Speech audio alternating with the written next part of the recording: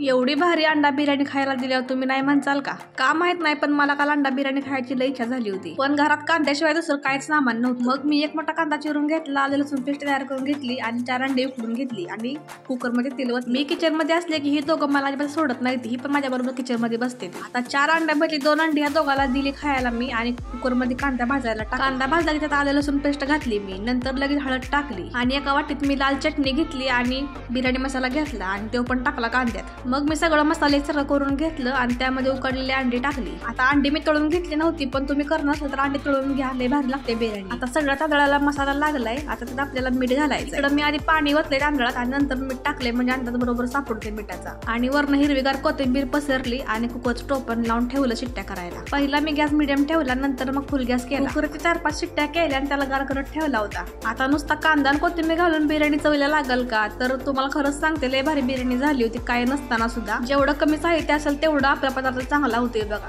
करून बघा कधीतरी. आता मी माझ्यासाठी जेवायला ताट वाढून घेतलंय. मी अंडा बिर्याणी सोबत दोडक्याचं कालवण केलं होतं आणि सकाळची चपाती शिल्लक होती, ती घेतली ताटामध्ये. तुम्हाला अंडा बिर्याणी कशी वाटली मला कमेंट करून सांगा आणि भेटूया पुढच्या व्हिडिओमध्ये. आता बाय बाय.